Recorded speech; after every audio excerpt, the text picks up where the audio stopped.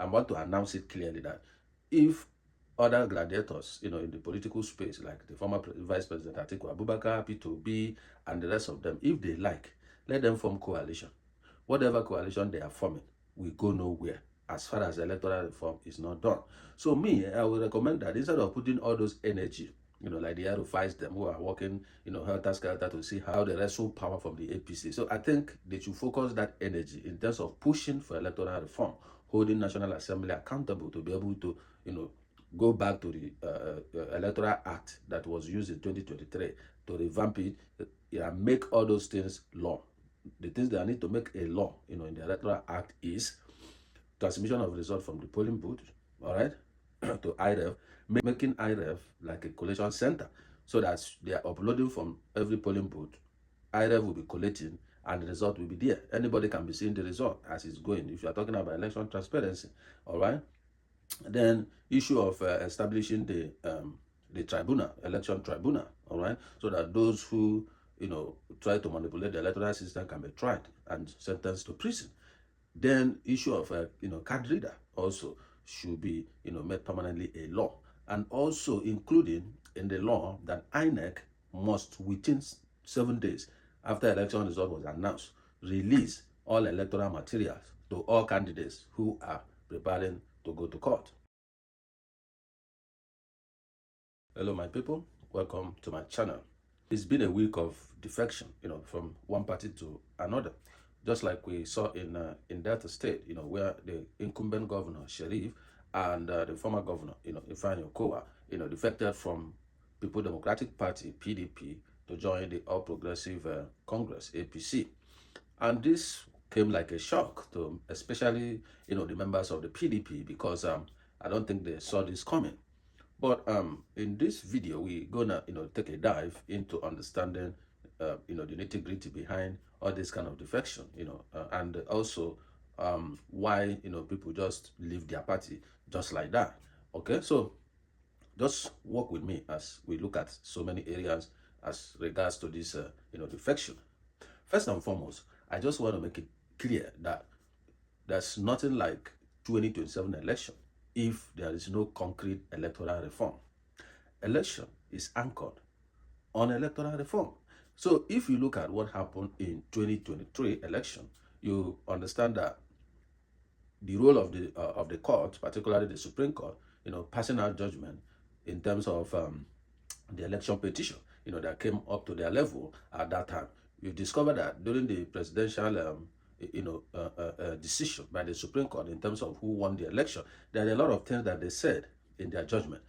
For example, they made mention that card reader is not compulsory, right? And they also made mention that the IREV, which serves like a dashboard, where collated results are displayed, that is not, mandatory, and the transmission of the result in real time as well. So there are a lot of decisions they made, and whatever decision made by the Supreme Court serves like a law.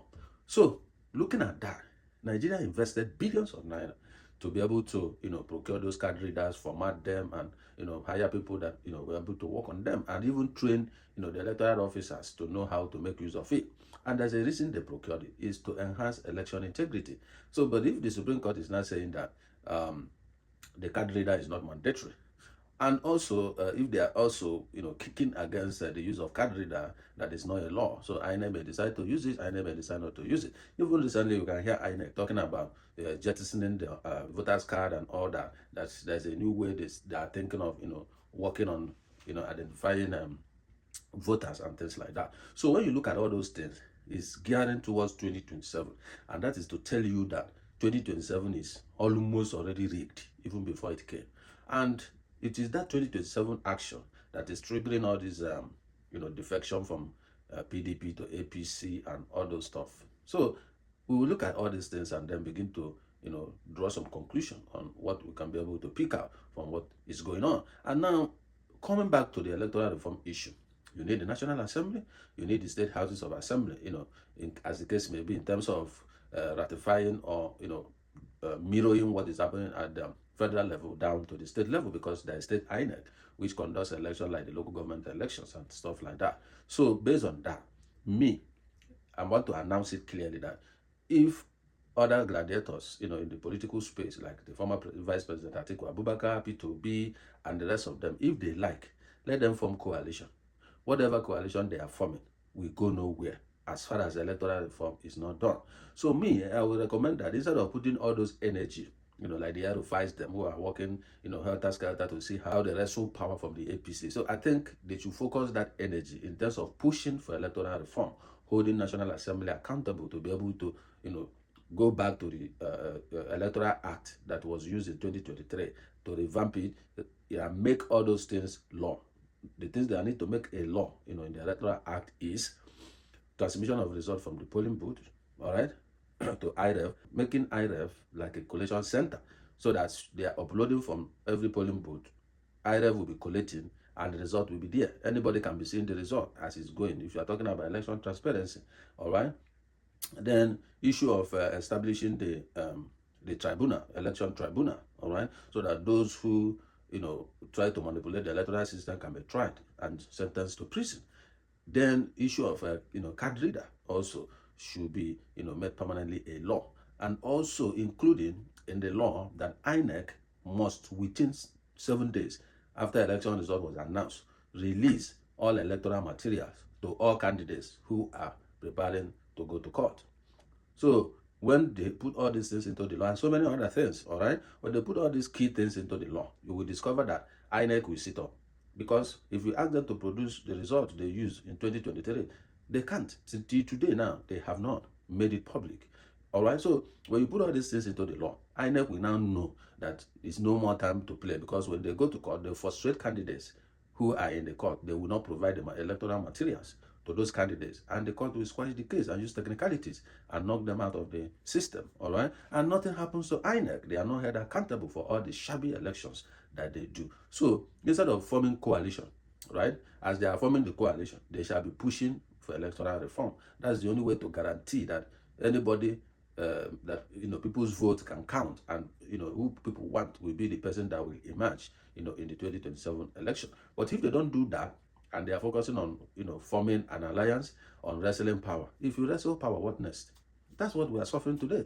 Because when you look at what is going on in the political space of Nigeria, I can confidently tell you that Nigerian political space is empty. It's nothing to write home about. Because one, there is no political system at all. When you look at all the parties, where is the party's internal system? There's no internal system. Anybody can come from anywhere, bring billions, they give him, make him candidate of the party. There's no internal, structure, internal system on how somebody emerge as a candidate of a party. That is why somebody can defect from this party today, jump into a new party, immediately jump in, become candidate of that new party. It's not done. You can't do that.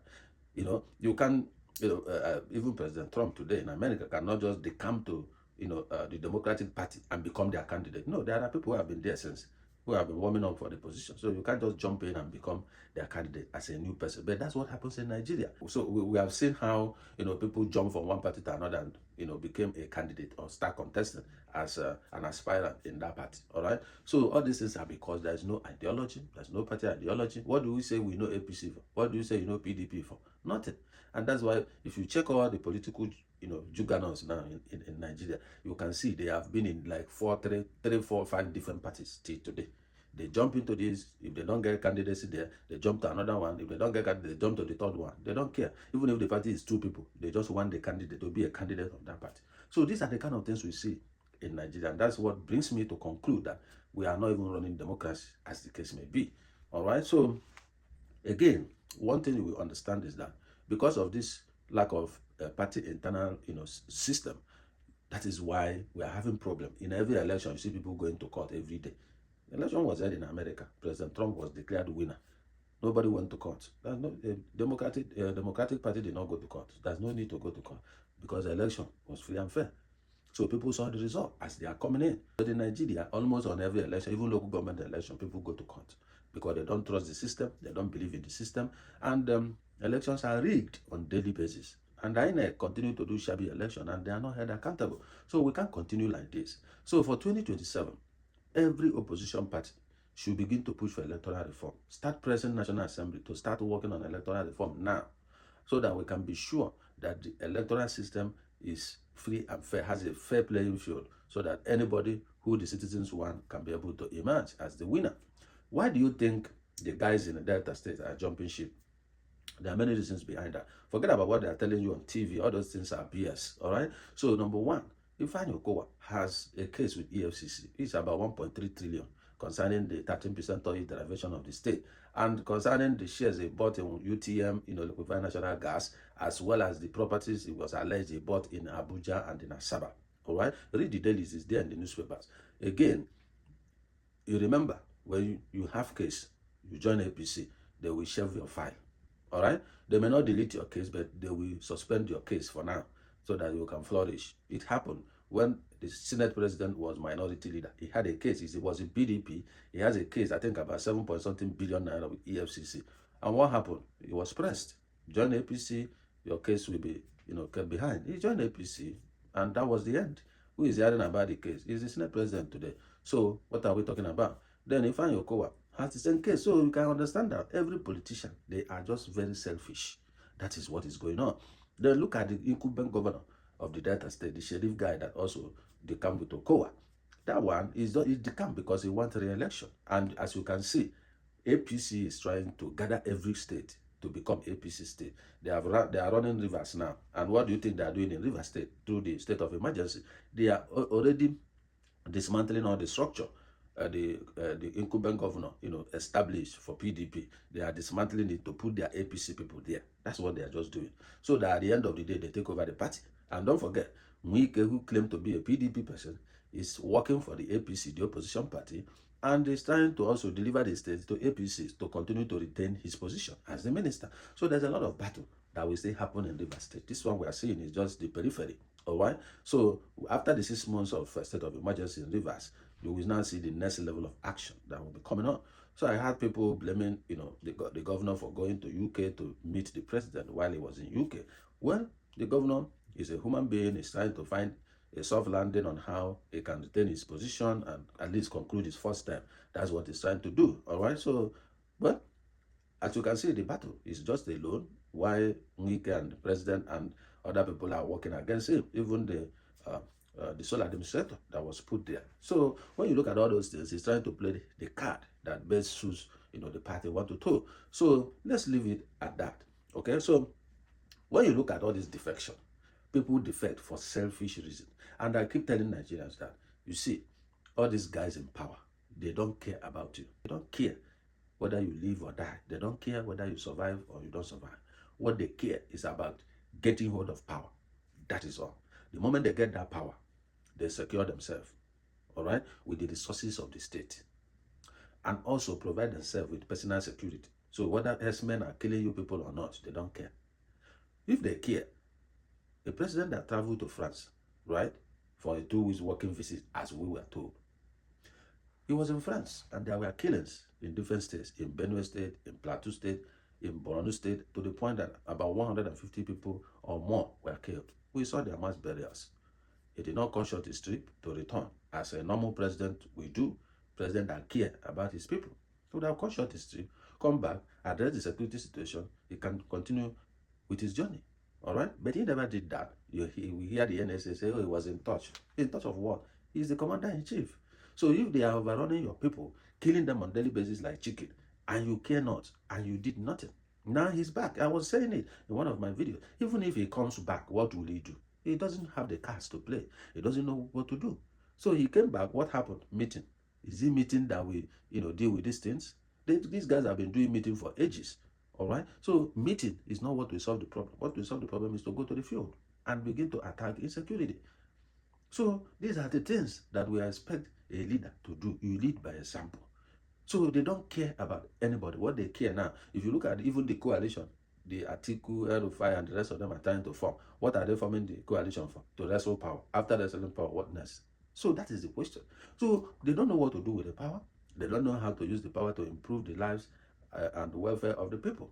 All they care about is to hold power. We are in charge. Our party is ruling. Our party is in charge. So tell me, if the governor of Delta State, Sheriff, is doing well in Delta State, why do you need to decamp to APC? You should be rest assured that your people will vote you back. I can't imagine Governor Oti of Abia State decamping to APC. No.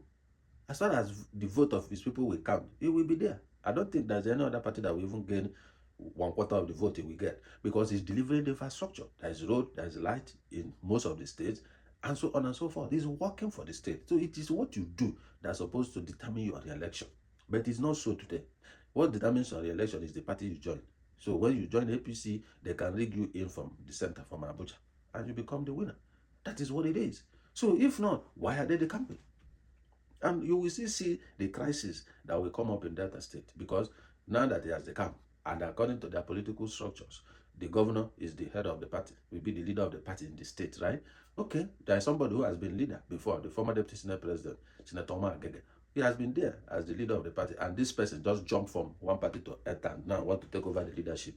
There will soon be faction in Delta State of APC. Watch and see, it will come to pass. So we'll see how all these things will play out at the end of the day. It's not about the campaign or not the campaign. The issue is how to manage all this, the campaign, at the end of the day. And another thing that baffles me in this whole the campaign stuff is that, like, the governor of Delta State just the camp, the state just automatically become APC state. That's ridiculous. He is one man. He has one vote. He is only a member of the party, right, of PDP. Now that he has the camp, that state is not supposed to be APC state.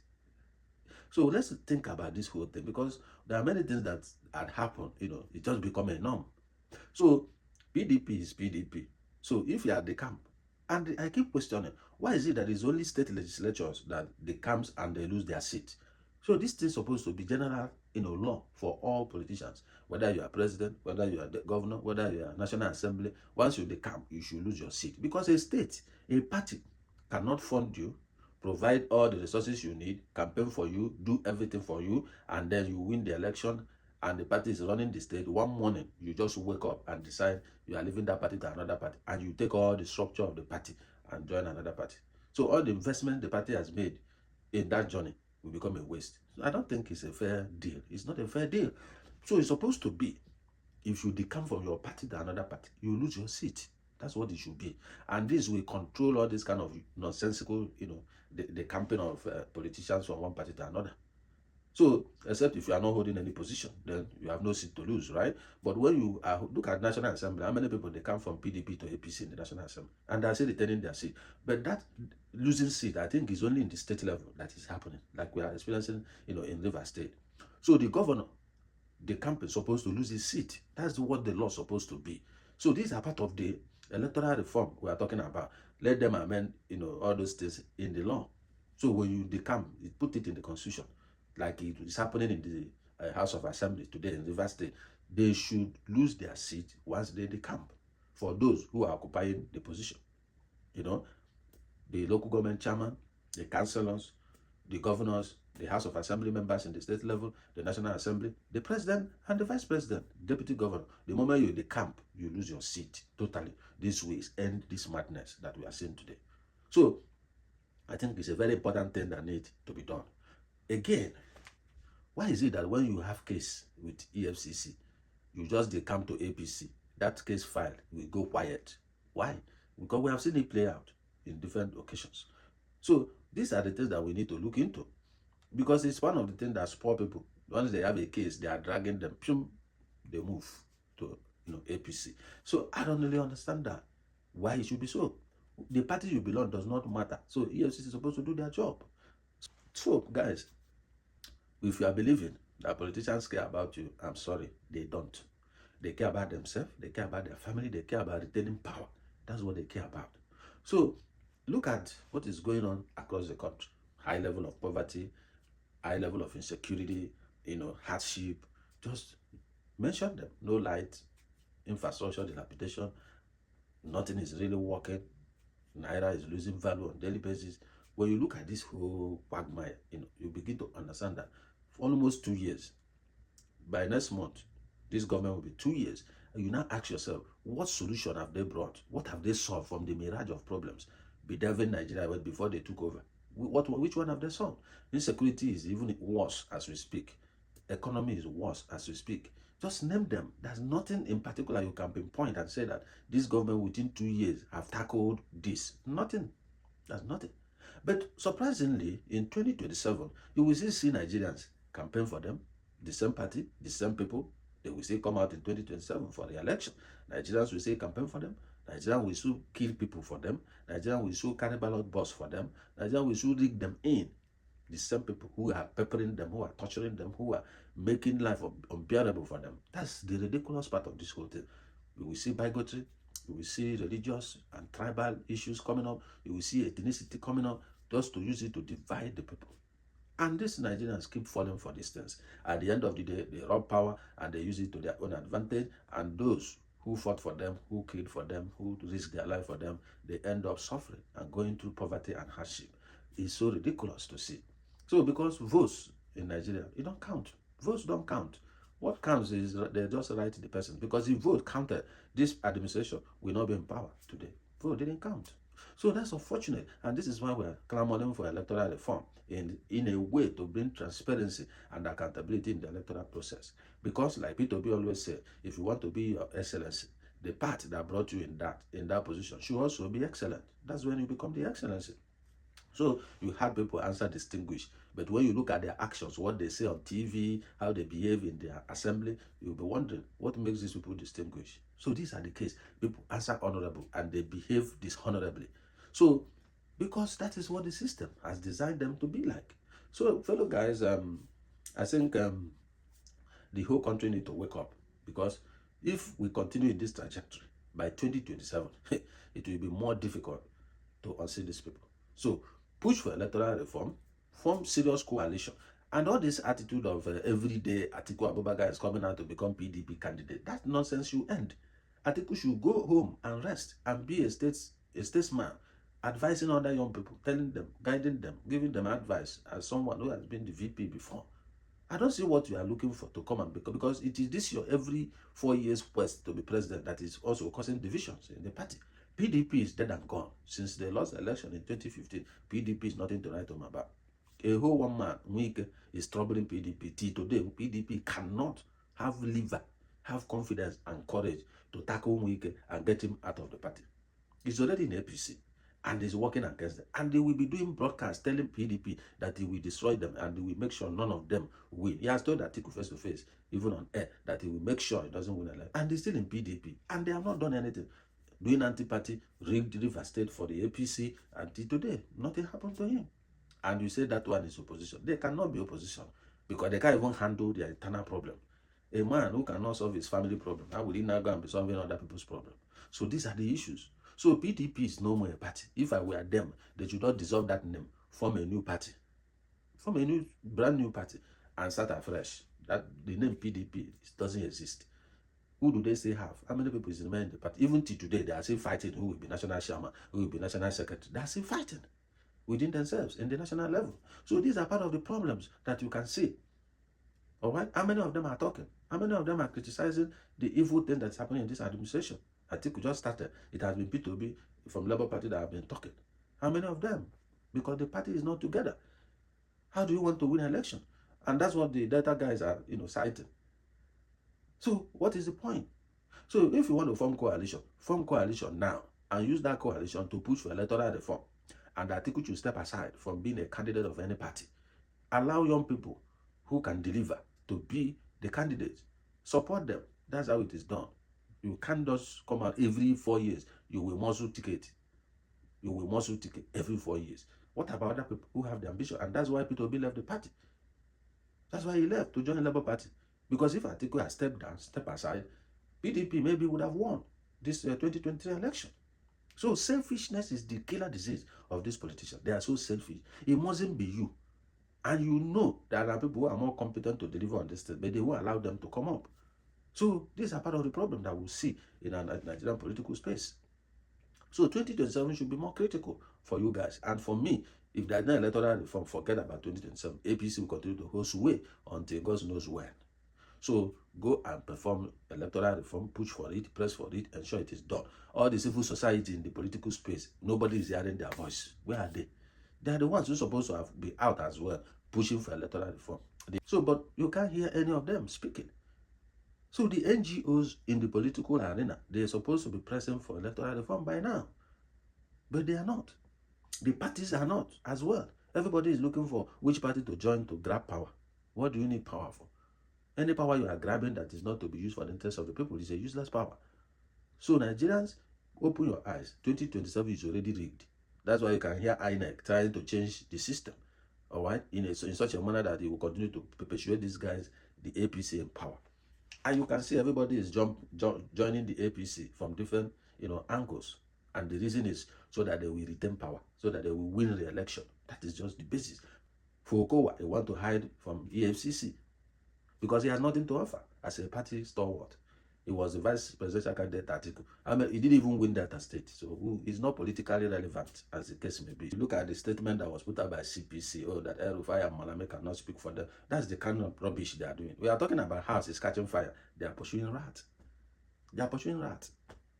So, guys, I don't know, but that's what I can understand in this whole game, where you see people defecting. It's all about selfish interest. So, but we still really need to deal with this issue of when you defect, you will take the party structure you belong before and move. I was wondering, even local government people, all his supporters, they will move with him to APC for what? He moved there for his personal ambition. So why should every other person move with him? Every other person, it shows that most of these politicians don't even have personal ambition, don't even have ambition, they don't have goals. So when one man who wants to win the election and remain in position moves to a party, every other person, even in the local government chairman, because the chairman also wants to win the election, so everybody joins the party. That is the point. What is the ideology of APC? What is their goal? What is those? I don't know, because when Tinubu was even campaigning, he was talking about Emiloko, my turn, it's my turn. There's nothing else he said. He said it is his turn. That's why he's not doing anything, because it's his turn. He's entered there now. So what next? He doesn't have any agenda of what he wants to do. He said, which hope is he renewing? He's killing the hope of the people. He said it's renew hope 2023, but we can see clearly that he's killing the hope of the people. So what else? Insecurity zero. There's nothing to write home about. In almost 2 years he has been in power. So what policy has he done that is working? We only know a few ministers who are, because of their own personal drive and integrity, they want to perform on their own to prove that they can do something for themselves. That's why at the presidential level, what is he doing? Commander-in-chief, insecurity everywhere. So it's quite unbelievable of what we see going on in the country today. So fellow Nigerians, I don't know what you think about all this defection, but my own opinion is people are defecting for selfish reasons. Some want to retain their position for re-election. Some want to hide from law enforcement agents because of their corruption case, and so on and so forth. So, and then some of them want to continue to remain as SA, as PA. The local government chairman want to continue, so that's why when the governor moves, they follow him, so that they can be in his good books. So that's what it is. So, but Nigerian politics is not politics. Nigerian politics, forget it. They're not doing politics there. Is it? So the country is turning into a one-party state. It's just a one-party state. That's what it will be. So maybe in the next couple of months, we will see more defections, more governors, jumping ship from here and there. Some who want to be minister will still jump, So even in the National Assembly, they are jumping, joining APC that have not delivered anything since 2015. So anyway, guys, I will leave it out there. I don't know what you think about all this defection. Let me hear you at the comment section. What do you think about all this defection? And what you can see going on, and what do you think about 2027, and what's your opinion about pushing for electoral reform, and these other parties collapsing themselves and form one new fresh party, in terms of just like the APC did then, collapse yourself, form one new party with a new name, and then set up new guys, new team that will run the party, and be selfless. Let the best person go for the party, and let the best people run the party structure, and then you will see how APC will be killed naturally.